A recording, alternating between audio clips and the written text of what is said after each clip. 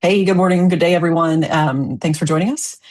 We are here to talk about contractors at the keyboard, private offensive cyber operations authorities in the FY 2027 NDAA. And I am excited to be joined by three of my favorite cyber people.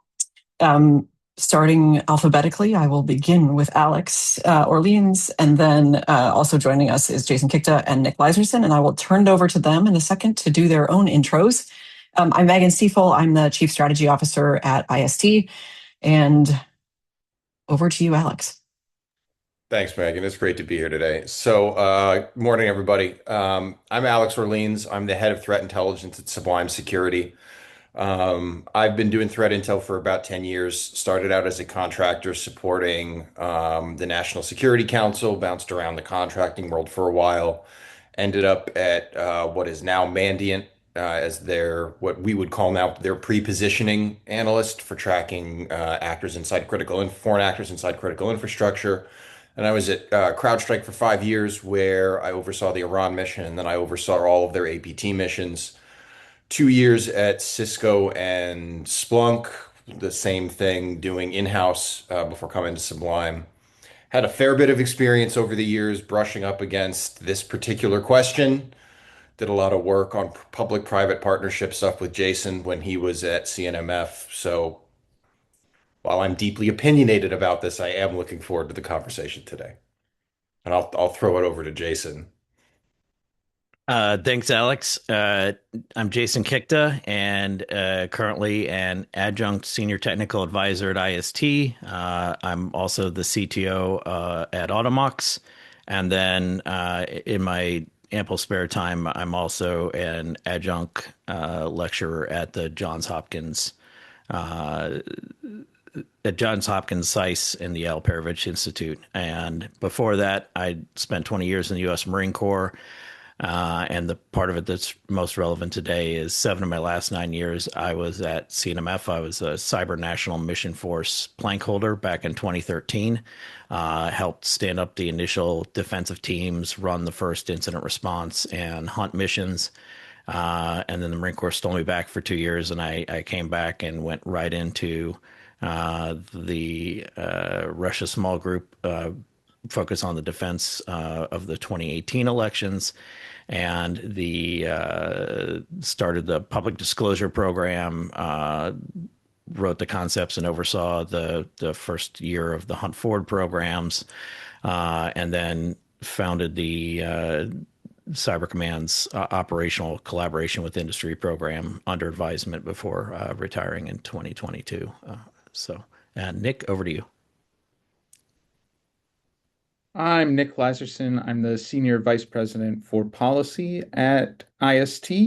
I have been here for about a year, looking across IST's portfolio spanning artificial intelligence, cybersecurity, AI, and nuclear security issues, looking at the policy angles there. But I come to the policy stuff somewhat honestly. I was at the White House for 3 years prior to joining IST in the Office of the National Cyber Director. And I spent a dozen years on the Hill before that working for a member of the Armed Services Committee and have a penchant for combing through NDA amendments at all times, whether I'm offering them or seeing what's been added.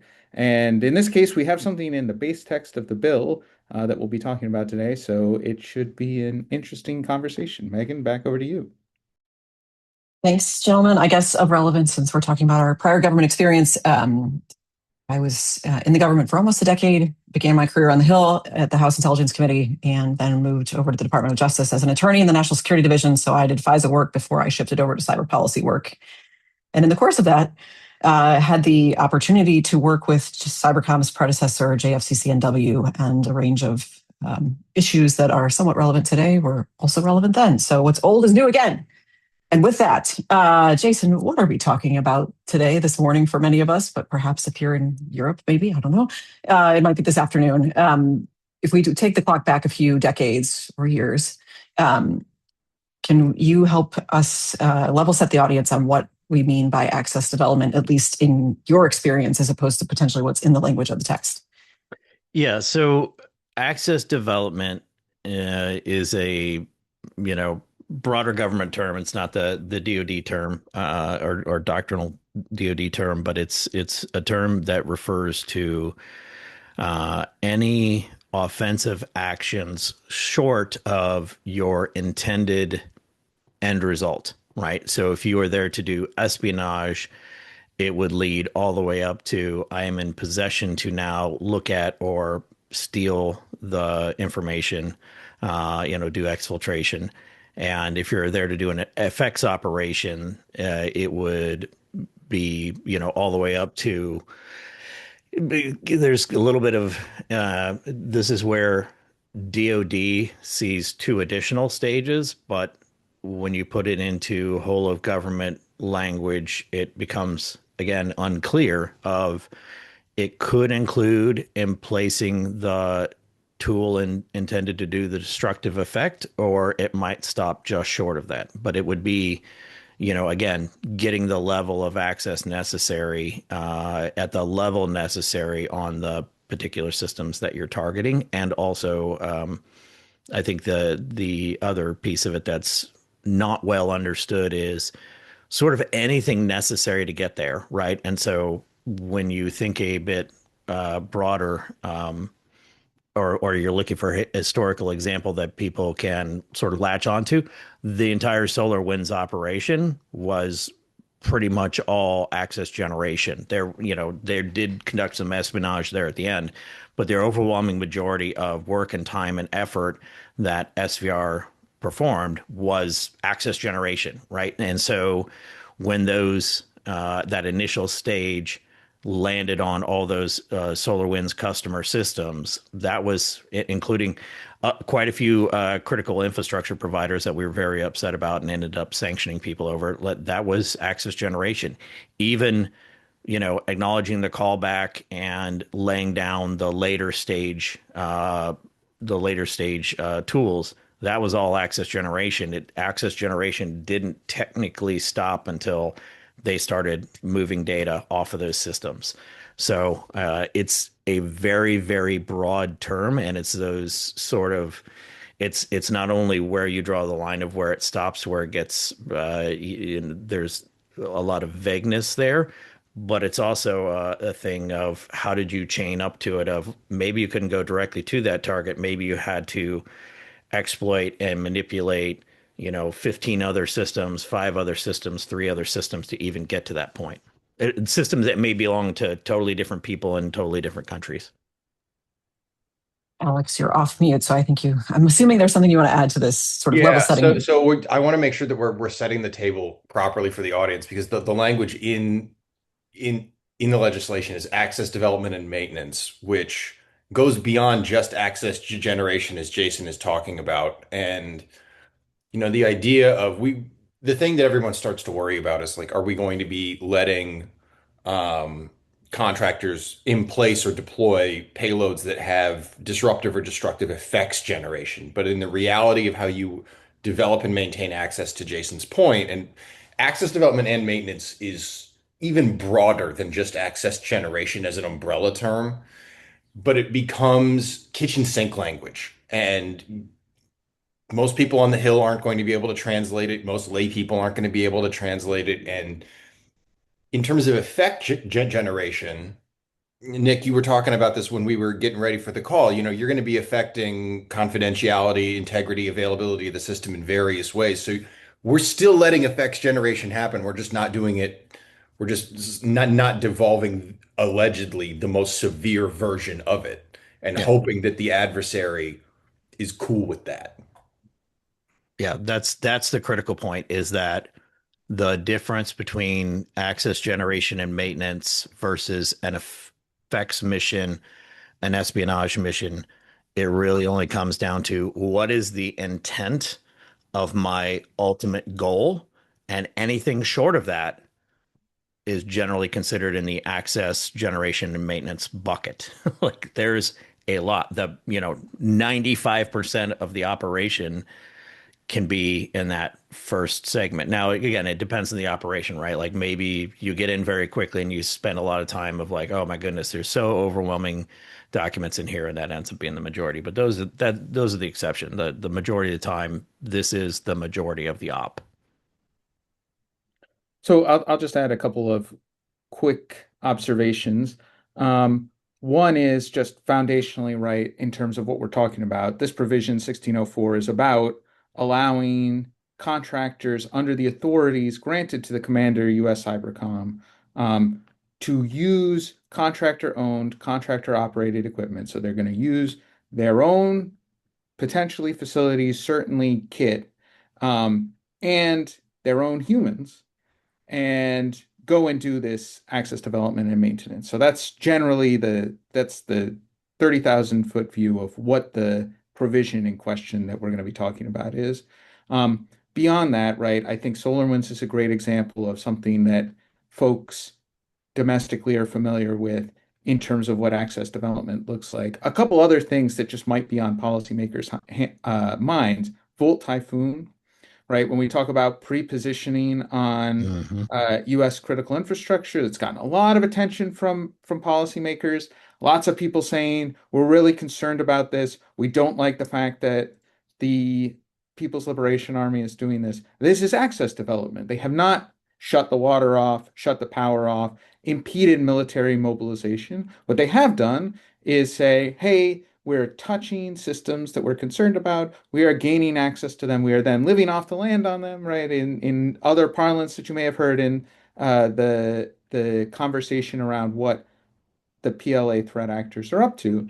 But the goal of that is to have access so that you have options in a time of a contingency, in a time of crisis or conflict to have the effects of your choice. So if you are thinking about like what from a policymaker standpoint, what might be on folks' mind, that those are like SolarWinds is a great example, Volt is a great example. One other that we talk about a lot in the ransomware context is like there are initial access brokers. There are people out there who will sell access to various systems for the purposes of handing it off to someone else for whatever sort of nefarious end you can imagine. Often criminal, will use this access, whether it's credentials or just a rootkit sitting somewhere, and then we'll go and deploy our ransomware and get some money out of you. Um, Sometimes potentially for other nefarious purposes, whether it's routing command and control or just straight up handing off to a foreign government. So that's like from a policymaker's point of view, what the access development and maintenance, right? And then maintenance, just quickly, right? The idea being that it's very important if you've invested a bunch of time and effort to hack a bunch of US critical infrastructure so that you can uh, take some effect down the road, disrupt or even destroy, that you continue to have that access going forward. That's what the maintenance side of this has to be. So that's like conceptually at a policymaker level, like maybe my guess of what people had in mind. But I think we've already heard, Jason, Alex, your points of like, yeah, that's well and good, Nick. It's nice to see that in, the 3.5 pages that is this section of the NDAA. But the practical effects are much different than just being the very clean cut, like, oh, that's what I want, that I've just described. Well, Nick, I think you just made a really, really apt comparison. It feels now, based on what you had just said, it feels like this provision just is like, we're going to trial run letting contractors be access brokers, Yeah. which, if you say it out loud like that, is a terrible idea. Like, But there was, uh, oh my goodness, Colonial Pipeline. Colonial Pipeline, I think, is the gold standard example of this, of when you looked at the artifacts and the stuff that came out of the investigation, very clearly that access was, it all came from an access broker, and you can pretty clearly tell where the individual who conducted the attack took over. And you can also very clearly see where that individual was using tools and instruction manuals given to him by a tool broker. So probably paid some sum of money for that, right? And so, and by the way, like, what are our contractors doing now? Like, they're being tool brokers. So, you know, basically between an access broker and a tool broker, and then the ransomware as a service crew, this moron had all the tools he needed to not fully understand what he was doing and cause massive havoc, right? And like we're basically saying like that's a business model that I like. Like that's what I want my military to be doing. That works for me. So No problems there.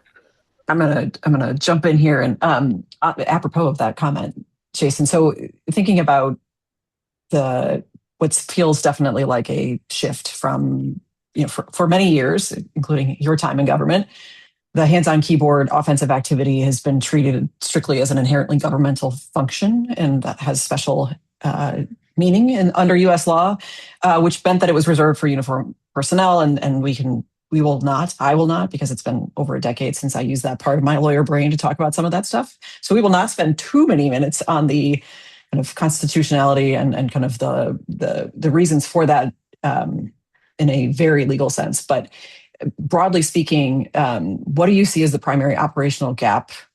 Maybe it's China. We already talked a little bit about that. That's forced Congress, or forced feels maybe not forced. Like someone, took some legislation up to the hill. Let's be honest about what happened here.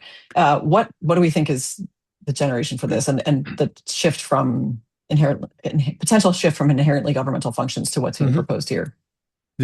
That's one of the other issues I have with this proposal is there's no intent, right? Like this is a solution that gives no problem statement, does not bother to cover that at all. The closest we get is in the title, scaling cyberspace access generation and maintenance capabilities. Right? Like, so, okay, you maybe assume that it's about, we want to have greater scale, but that can maybe be the top line requirement, but like the issue might be an issue of competence, or an issue of, the rules are too strict, or on and on and on it goes of, like we don't know what the actual underlying issue of like, why do we need to use contractor owned contracted operated systems under the supervision of one Department of the Air Force civilian or uniformed military member to scale, right? And so like that drives us down of like Cyber Command has lots of problems, right? But all of those problems and challenges with generating the right access in the right place at the right moment in time with the right effects to make a meaningful difference in an operation, they don't, the solution that would be best fit for that is not, well, let's just contract it out, right? And so capacity, there's 133 teams, right? Over 6,000 personnel. So, is this really that we don't have enough people? Or like, what are we looking for here? Is it a 10 to 1 ratio? Are we going to hire 60,000 contractors? Or, maybe the issue is pay and retention, except that, one, we're going to be seating our military members, in these contractor spaces to basically, meet their future employer, because that's what they're going to be qualified to do after this, maybe.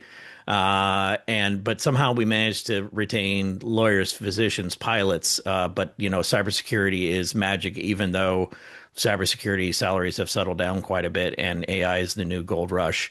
If we're saying that our operators are incompetent, well, one, then we should dump money into their competency. Two, most of that competency pipeline of who is doing the training, who is doing the, building them the tools, who is building the training environments, designing the exercises, building the tools upon which that they use and execute on the infrastructure that they use to execute their mission. Like it's all contractor built, right? So are we sure that the contractors aren't the ones, the root cause there themselves, or a major contributing factor? And then the third piece is, how would we possibly afford this, right? If they are going to get better pay and whatever else to get more competent people, how would we possibly afford to maintain and generate this contractor force, right? And have it be truly competent, if too many people are getting pulled out. So like every angle you go through of like what the possible rationale is falls over pretty quickly when you look at is there a better solution to that? I think you're being very generous, I'm Jason. being really generous. You're being like that was an entirely like thoughtful response to like as somebody who has been inside companies that want to do this. Whoever brought this up to the Hill, Megan, and I think you're right. I think somebody brought it up, and this administration has been sending various signals through the personalities, let's say, that it's been staffing the NSC cyber office with and things like that, that it wants to try to turn cyber operations into something that generates money for the defense industrial base on a new scale. This isn't a problem that exists in such a way where this is the solution. This is a bunch of tech companies and cyber companies want to make some more money. That it's all it boils down to. And it having been in spaces where this has been discussed, I'll put it very bluntly, it turns into cosplay. Yeah. It turns into people who did 1 or 2 years in government they had a secret clearance and they sat in a sock and then they went to go work in, you know, name your vendor Booz Allen. and they want you said it, I didn't.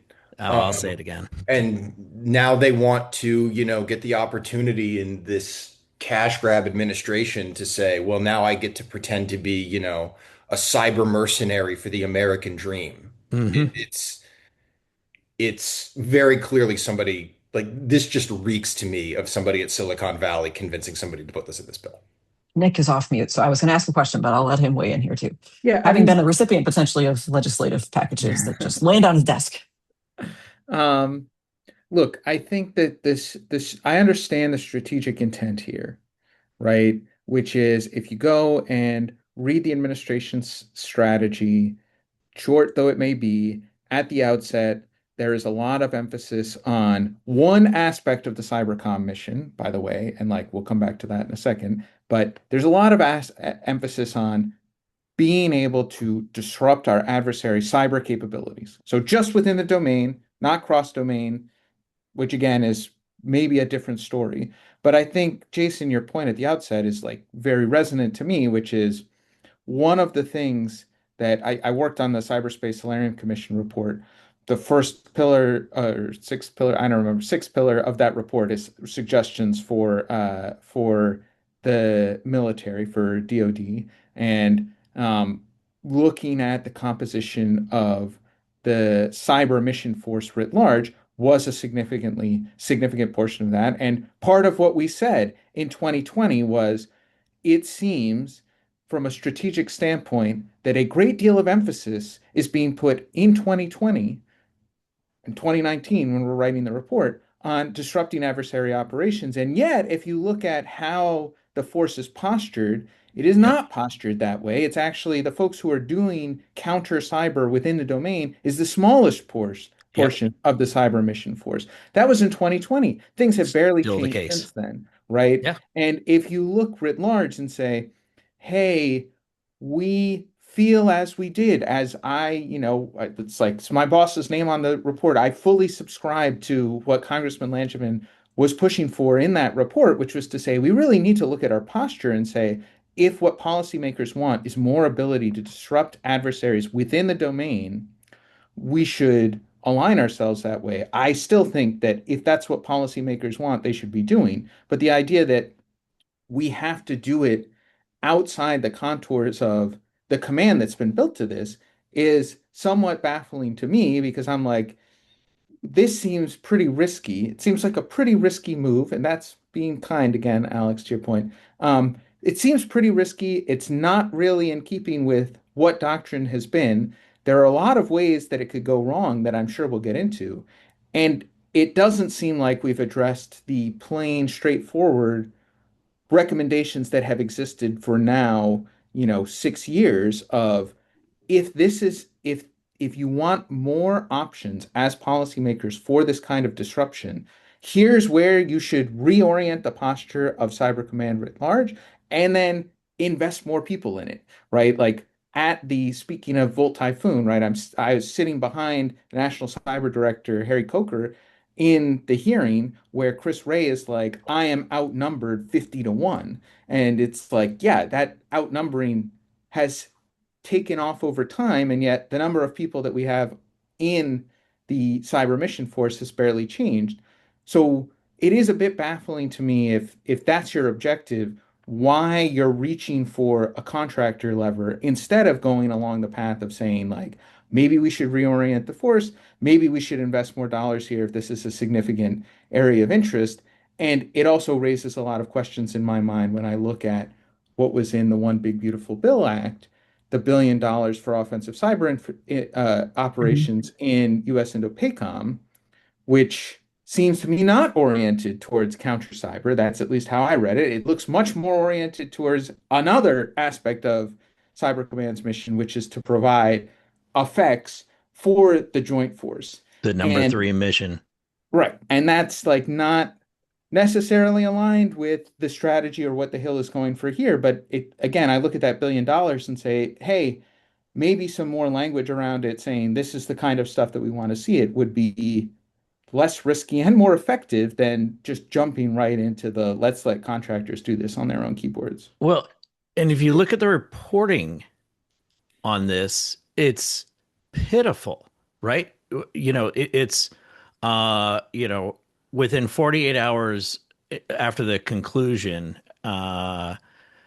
target and nature of the access, identity of the person who conducted oversight, which contractor did the operation, duration, and current status. There is nothing in there about tools and techniques used, what intermediary access was used to gain ultimate access, right? Like a whole host of things that I would need to walk the lawyers through prior to and my leadership and, my leadership's leadership prior to the commencement of any other offensive operation. Like they're not answering to Congress, right? So like there is no real oversight here. And there is no real kind of clear stated goal here about what this is going to be used for. And I can tell you right now, like they can talk all they want about disrupting, foreign APTs and the counter cyber mission because they know and I've always been a stickler on this. It is the most meaningful thing that Cyber Command can do for the country. But somehow, like, it is never, ever in first place, right? If you look at Commander U.S. Cyber Command's missions, it is support or defend the DoD, defend the DoD networks, right? Because without our own network, we're not much use to anybody else. Defend the nation. That's the Cyber National Mission Force mission, the counter cyber mission.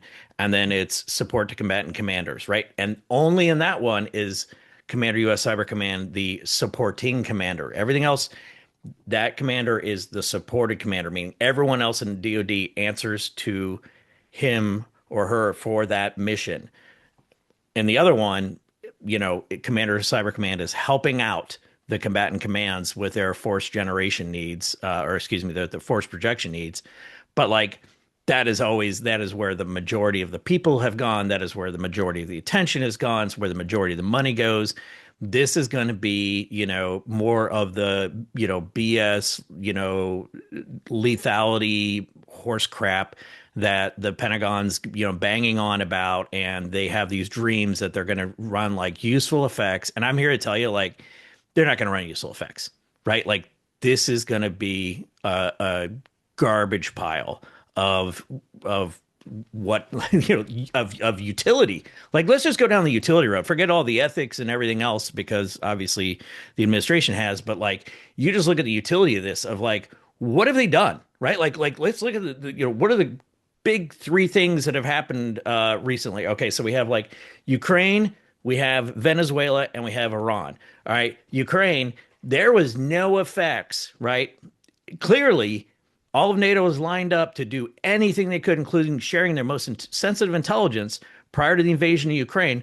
There were no effects that any NATO country was going to do against Russia where, not crossing the threshold where Putin would start a war with them instead would, clear the bar of this is Putin's pain threshold where he won't invade Ukraine, right? Like here was his pain threshold where he won't invade Ukraine, and it was really, really high. And like here's his pain threshold where he would go to war with another NATO country. That gap is why like it didn't matter, and I've been saying this for years. Like no in no universe was anything going to ever work because like the gap isn't aligned right, and so no cyber effect is going to be useful.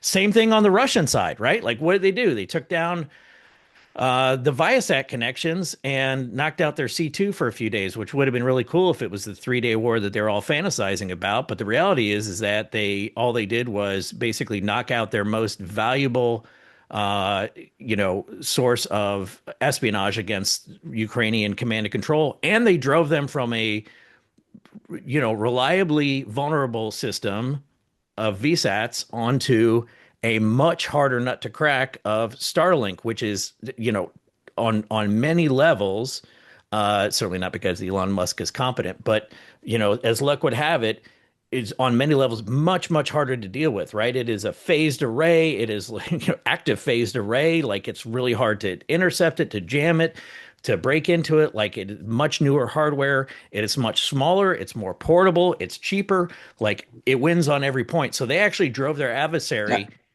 a counter to their advantage.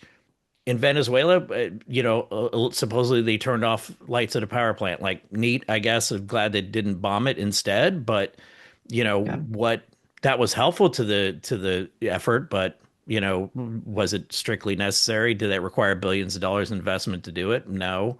Jason, I Yeah. think I think So I think you're still giving them way too much I am. credit. Well, and in Iran, well, like it had played no useful role in Iran, right? None. Like Strait's still closed, or it is there is in a Schrodinger's Strait over there, and like cyber is essentially a non-entity in all of it for all the players, Israel included. So yeah. what are we So doing here? right. So I think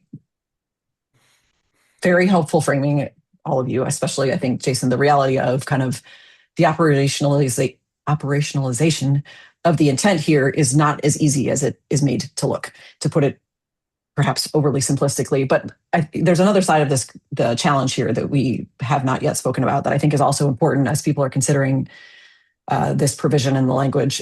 And I think Alex, you started to talk a little bit about this and sort of, and also thinking about the conversation that we had 2 webinars ago, where we've mentioned Iran a couple times here, but on the kind of counterintelligence and threat intel side of the coin, not to use that term no pun intended there.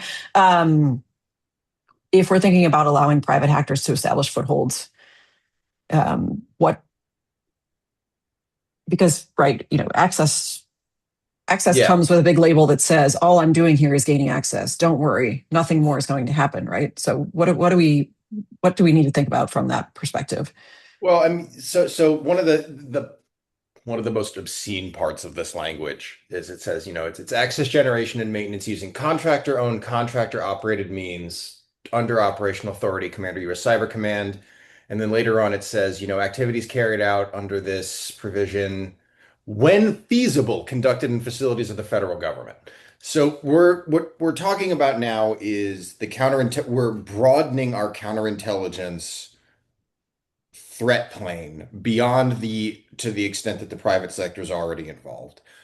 And we're doing it, and I wanted to just dovetail the comment Nick made earlier because I thought it was really smart. Is like, Nick, Jason, you guys are giving them way too much goddamn credit. Like the fact is that China has contractors. This administration saw contractors. People who make money off of this said 1 + 1 = 2. Let us use contractors to keep up with China. Yep. But if you're doing that now, consider the amount of control that China has over its contractors, over the facilities that those contractors are operating out of, the penalties in play if they're not, meeting operational security standards, if they're not using appropriate security measures. Like cleared companies truly meeting their federally mandated security requirements is already a stone with enough moss on it that you can't roll it. Now you want those same contractors and networks outside of, there's nothing in here about it being on a classified system. There's nothing here about it being hardened. It's if you can use a federal facility, that's nice. Otherwise, just do whatever you want. with no provisions. You want these guys securing ops. I'm fine with them securing tool dev, all of that, fine. The quartermaster model has done great for the defense industrial base, but now we're in this space where, okay, we're going to have the people who are actually doing everything short of something that is ambiguous to everybody but our lawyers who say, oh no, it's fine, because effects generation is this blurry line where some cybercom lawyer, I think we were looking at one piece where someone was like, oh, it's totally fine. It's just this. And it's like, you're a lawyer. You're not an adversary intelligence officer. You're not an adversary decision maker. It's nice that you think that that's not how they think. So it becomes farcical to devolve this level of operational concern into something that is not a truly federally controlled system. And it's also the thin edge of a wedge.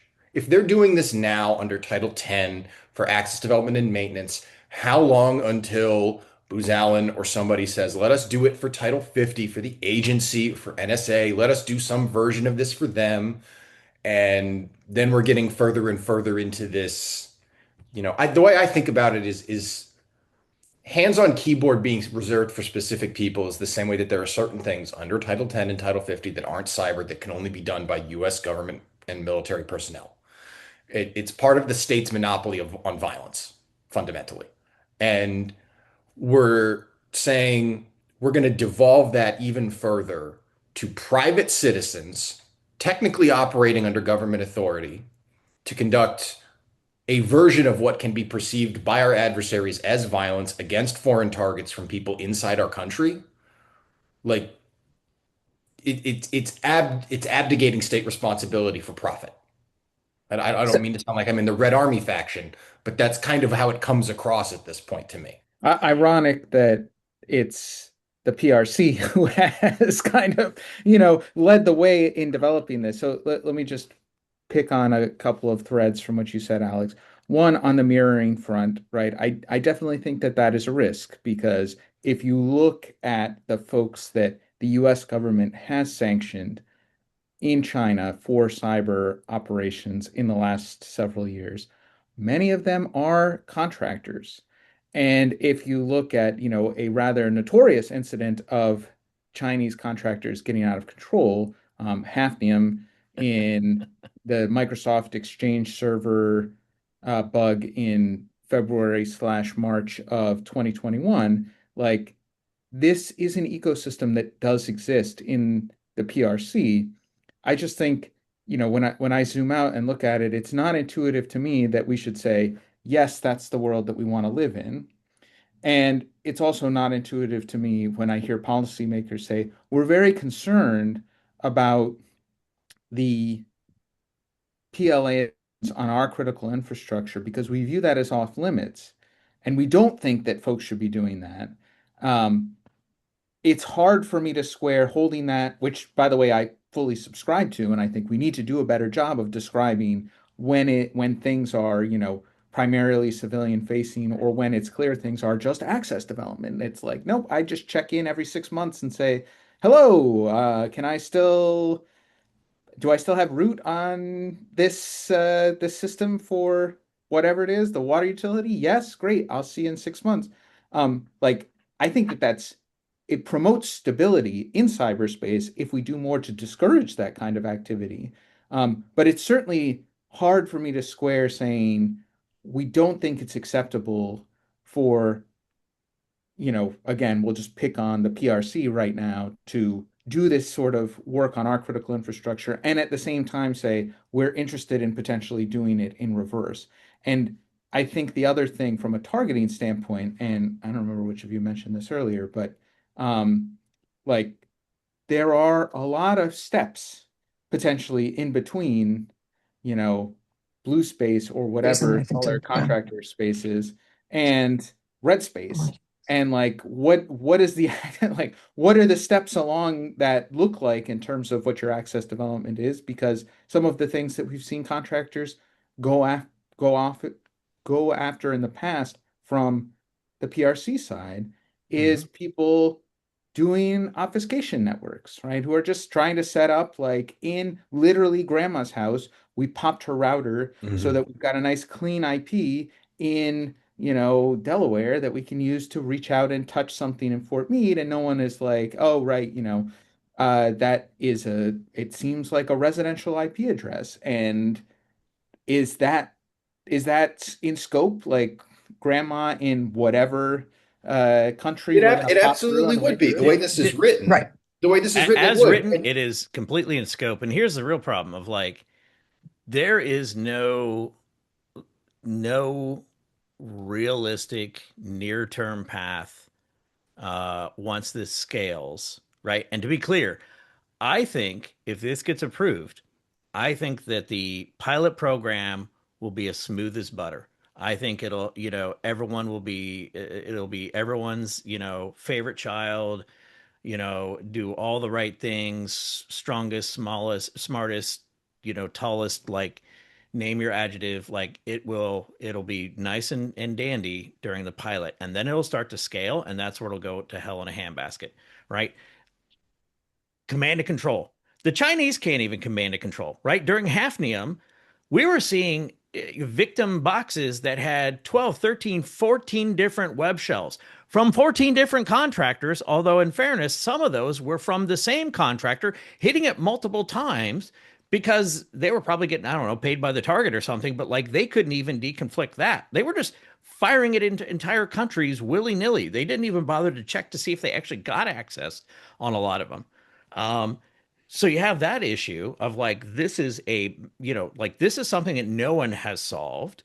And lots of cases of Chinese contractors, Iranian contractors, other contractors moonlighting for supplemental income by only giving the government half of the Israeli credit cards they stole and using the other half to, as quickly as they can to buy stuff off of Amazon and, money launder it, or doing ransomware or data extortion to supplement. You run into the issue of deconfliction. And as someone who's lived the trilateral deconfliction process just between NSA, Cyber Command, and CIA, that was a cast iron nightmare because that Yep. was the process we started using for the public disclosure thing when people said like, hey, why don't you you need to deconflict this. And it's like, cool. So you start with 3. That's already painful because they're not like the people who run that process are the most crotchety old farts you've ever met in your life. And they don't understand a damn thing you're talking about. And then it's like, oh, but what about this partner? What about this ally? What about this, thing over here? And then the looky loos come along, and like before you know it, you've got a distribution list on the high side, right? On a classified network of like 400 flipping people that you have to tell, 2 weeks in advance and a month in advance. And then like, what are you going to do next year? Like, homie, I don't know what I'm going to do next week. What do you mean next year? Right? Like the deconfliction on this is just like completely unworkable. And then on top of it all, again, why are we doing this? Because is it because that we don't think that we can generate enough qualified personnel Because to run people these want to missions on make our own? money. It's because We're gonna be Microsoft in China again, where SecDev flipped out about, oh my God, China was using people to escort these digital escorts for Chinese nationals, and they didn't understand what they were doing on these systems with like system administration scripts. Now multiply this out by an entire mission team, right? Because it only requires one person. So not only can they not look at all the things the members of that team are doing, like their ability to comprehend it is probably going to be the lowest because you're not going to give up your best operators to go babysit some contractor, right? So Yeah. you're going to go lowest common denominator, and they're not going to be qualified to provide oversight. And really what this all comes down to is like, yeah, this is a money grab by a money focused administration. And it is so it's a gravy train, and it's also an opportunity to cheat, I think, on a lot of the rules and restrictions that we put on our force there, because nobody's going to be looking hard enough. No one's really going to know. And if the right access shows up at the right time to do a thing that makes people look good, people aren't going to ask too many questions because God knows Congress didn't bother writing into the oversight bill. They're not requiring it of SecDef. And he doesn't strike me as the most diligent person. and I So think there's a Well, there's a And question in Megan, the I chat wanted that I to, want to go to. Yes. yes, Go ahead. I So know I think exactly what you're talking about in the chat. yeah, but there's another piece of this. So Jason has mentioned the trilateral MOA and deconfliction, and I think we haven't actually put the word retaliation in here into this webinar per se, and we've talked a bit about what could be what could trigger retaliatory activity, but there is that risk as well. In addition to, do we want to play by the same rules that our adversaries play, and we have already punished them for doing so?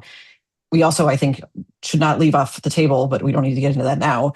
And then I think maybe Nick and then Alex will sort of talk about kind of what in this day and age with AI this means. But we shouldn't leave off the table the potential effects that this will drive to the undefended of the US. So setting aside US networks, thinking about our critical infrastructure, some of those that we've talked about in prior webinars. So Nick, you're going to take the chat, or Alex is going to take the chat, Go and ahead. then Go ahead, Alex. I'll follow up. Thank you. So I had two things. I wanted to dovetail off one thing Nick said, and then I wanted to address because it touches on your comment, Megan, about pushing into escalation in other spaces, as well as the comment in the chat about whether or not this actually does have any kind of buffer for retaliation. First, I was really glad that Hafnium came up in this conversation because now we're coming up on this 18-month window where exploit development and vuln exploitation at scale is going to get easier and easier with specific frontier models that we're seeing.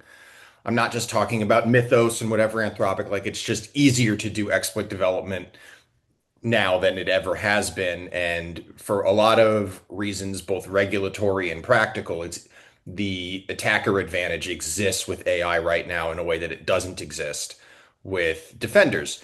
And so we're going to be entering a space where we're going to likely have something like another Hafnium happening at pace for 18 months while model usage catches up. So we're going to pilot this during that window, which to me is leaving the barn door open, setting the horses on fire, and then saying we're going to go try to run around the track. Like it doesn't make any sense to me to sequence it in this way. And so we're going to be playing catch up in more ways than one. And then, you know, like you've said, Megan, we've already really made clear to our adversaries that contractors don't mean anything to us. It's a fig leaf. And so all we're doing now is creating, cover related shenanigans that we have said we don't care about. So if adversaries are going to mirror image us or take us at our word, they're going to be hearing us say, our contractors are special, don't touch them. Um, don't touch them. But then it becomes this idea of, well, we're going to sanction your contractors, we're going to burn your Oh, yeah. contractors. And so then it becomes I this got idea of, you have a company with millions in federal contracts trying to set up operational relay boxes, like Nick talked about using, foreign residential devices. That's not disposable the way that the contractors are in China or Iran. I've worked on contractors in China and Iran. I've seen the way that they're set up. You can burn down an Iranian contractor relatively easily, and they can absorb that. You can't burn down Booz Allen or invite the burning down of Booz Allen by someone in retaliation without having it have ripple effects. And it's not a yeah. good old-fashioned CIA proprietary either. It's not, oh, we set up a guy in a shop with a thing and we hardened the room and he did it from there and then we left. Like, we're just inviting a more aggressive response against private sector targets under the fig leaf of, okay, so China decides that, well, let's be honest, it would be Russia. Russia decides that a contractor who did an op and they happen to use a relay box somewhere, that's enough of a reason to go after the entire network that relay box was on and say we're completely justified in doing it. It would be a GRU op. They'd use a hacktivist persona. It would be janky, but they would all get medals. And then what would we do instead? We'd get really mad, and then we would do what? We'd do something hypocritical and pointless, like we did with the SolarWinds sanctions. Yep. It's Well, the the whole impotence. thing It's the exposes us as impotence. hypocrites, right? The fact that we even have to talk about this, that is even in the bill, exposes us as hypocrites, right? Like, oh, we have big feelings about Huawei, But don't worry, it's totes legit that Endural is going to have rootkits in all your local telecoms, right? Like, no problem there. Like, that's totally okay, right? Are we out of our minds? This is No, this is madness. this is American exceptionalism. This All right. Yeah, this is your brain on American exceptionalism. All right. That's All what right. it is. Yes. We I think we've established that a few times. So I do want to, speaking of establishing and maintaining, I think that's been a consistent theme through this through this conversation so far. But I do want to turn to kind of, since we only have like less than 7 minutes left, probably, sort of what the future for this. How legislatively will this work? And I think, Nick, I'll toss it over to you to think about kind of what's next as this provision is under consideration. What's your gut say about whether it survives? What do we have to look forward to from the Hill? Yeah, I mean, I think open questions right now, in terms of does it survive or anything else. Um, I will say, like, I'm not sure. I am a big protector of Congress's legislative prerogatives. They can talk about whatever they want. The fact that we're talking about it to me does not mean that, like, we can talk about it and dismiss it. And if we did that, I would say, all right, no concern, no harm, no foul.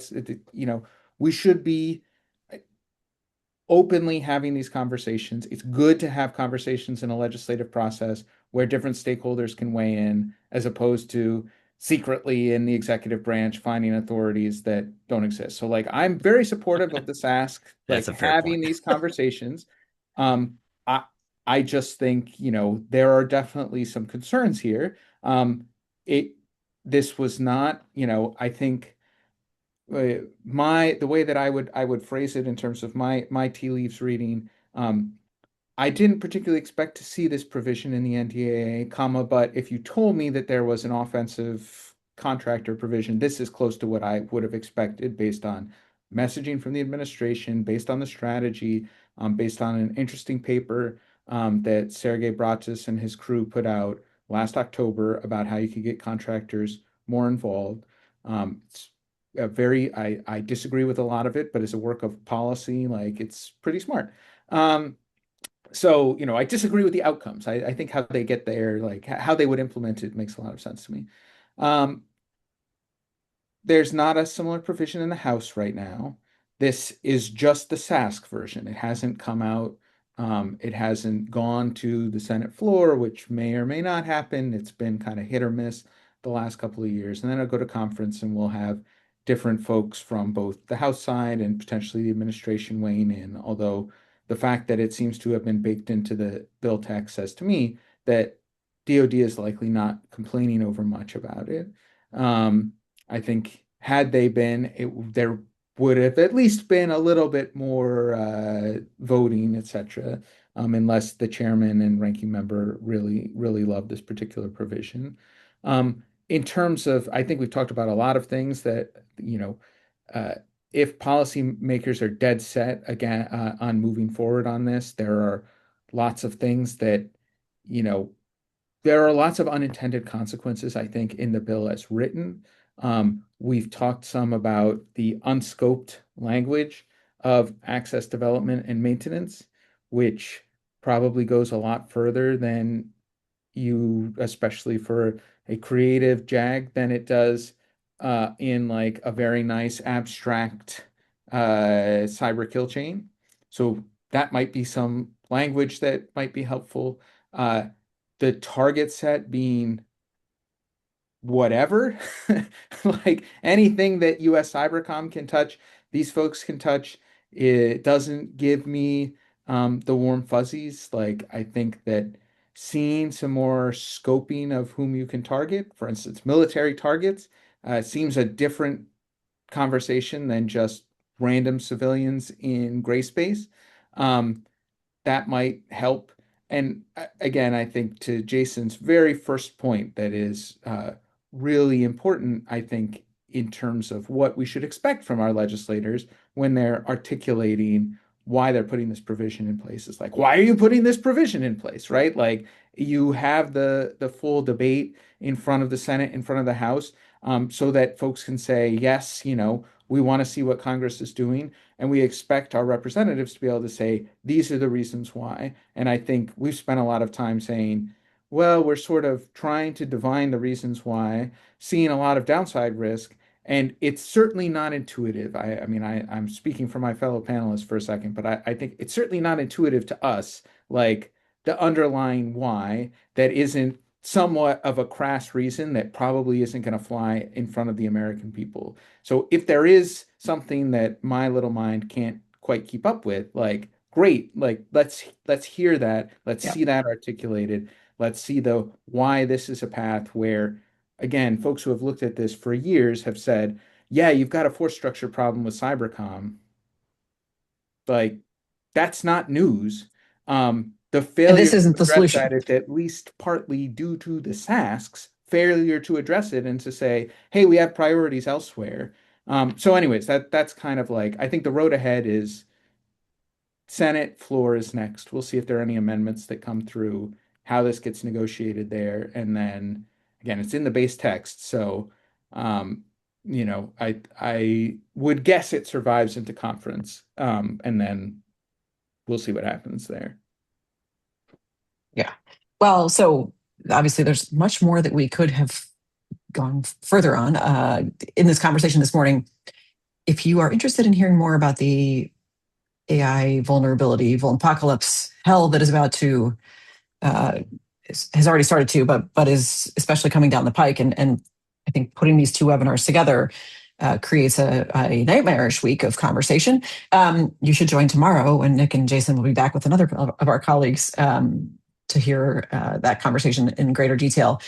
Thank you all, gentlemen. I'm going to try and draw us to a close, but give you each a lightning round 30-second closure opportunity, and perhaps we can have a follow-on depending on what happens in conference. Who wants to go 133 first? years ago, we passed the Anti-Pinkerton Act because it was horrible and they were horrible and it had horrible outcomes with a lot of people dead. And then we convinced ourselves during GWAT that because it was in a foreign country and a combat zone and something terrorism, that it would work out better with Blackwater, and it really didn't. And it's not going to work out any better here. In fact, it's going to be, I think, orders of magnitude not obviously not worse in terms of human lives, to be clear about that, but as far as losing control of the contractors, losing visibility of what they're doing, like this is going to be galactically bad. I will just dovetail that by saying I think the most appropriate quote that comes to mind for me in all of this, and I've gotten emotional on the stream today, so I do apologize, but it's there's a famous U.S. intelligence officer named Sterling Mallory Archer who once said, "Idiots doing idiot things because they're idiots," and I feel like that's really the beginning and the end of this.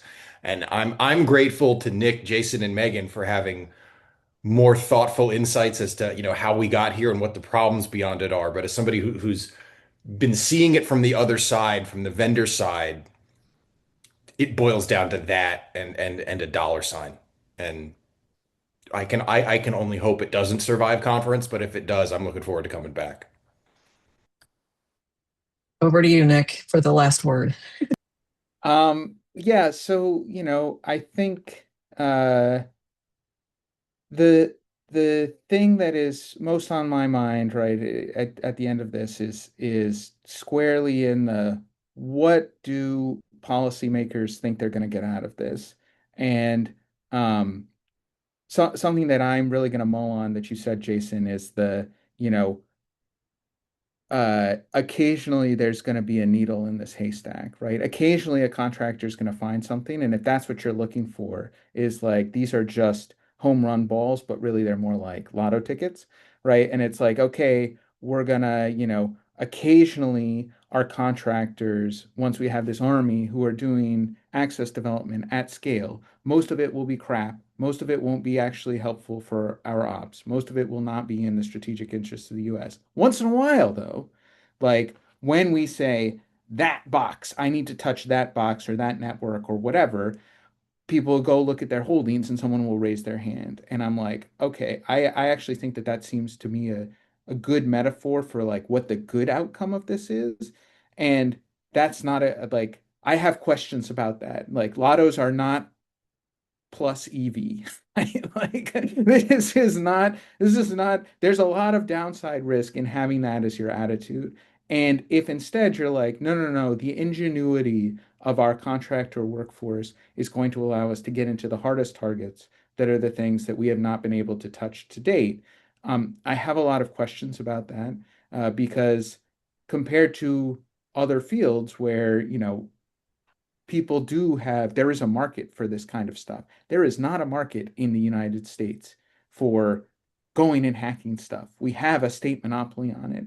And just saying we'll sprinkle some private sector dust and we'll be off and running, it's not because particularly of the talent, the doctrine, the whatever. So you're mostly saying, well, maybe it's to throw that out the window. And if that's really what the goal is here, is just to say, we don't like the rule of law telling us whom we can hack or not, like I don't think that that passes muster with the American people.